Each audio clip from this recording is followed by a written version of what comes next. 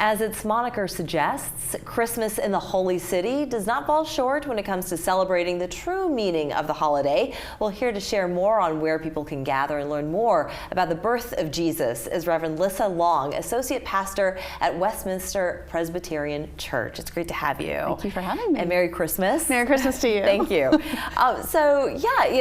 are the Holy City after all, and we have many churches, many places to worship as a result. But Christmas, just in this modern age, eludes a lot of us. It does. How do we bring it back to basics? Well, we talk about having the main thing being the main thing, and sometimes the extras in life will take over. So you get caught up in, there's a book called The Christmas Machine, where you just kind of get wound up into it and you forget the reason why we're celebrating is the birth of Jesus and the reminder that he's coming again. Yes. And that Advent period is a time of anticipation and of waiting. And so that's what we're really supposed to be doing.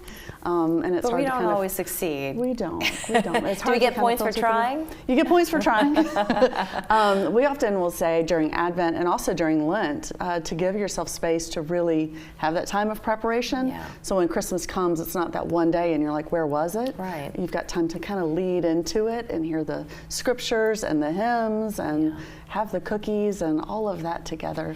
And I'm glad that you mentioned Advent, of course, because Advent is something that doesn't always get practiced and celebrated and understood. So would you say that there has been a shift in people maybe coming back around to understanding it? Tell us a little bit more about that. Some of what we've experienced are people who long for something that's authentic and something that's real and something that's solid. And what can be more solid than scriptures that are thousands of years old?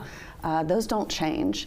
We change our perspective of how we may read them, but the essence of it is still true, that Christ came to bring peace to the world. And I could use a whole lot of peace right now. Yes. And you and I, we can't create peace on our own. That's right. God can do a whole lot by pulling us together and saying, what if we cared for each other? What would that look like for the world and the ripple effect? And how do you do that in sort of, you get slammed if you call it a post-COVID world because COVID is still out there. Yeah, and you can't say that. You can't say that anymore. It's still there. Well, you can't say that at all. Yeah, it's still there. Yeah. It's still there, but we are operating a little bit more at normal as we were back in 2019. However, everybody's minds have changed. Everybody's way of viewing the world has changed. Right. So in this modern era, this uber modern era, 2023, right? Yeah. So how do we do that? The things that we're seeing and people are telling me are relationships are the most important thing. That is what was missed the most during COVID was relational time, people time. And so I think that's why we saw all the travel over the summer. That's why we're seeing every concert ticket being sold out because people want to do things with each other.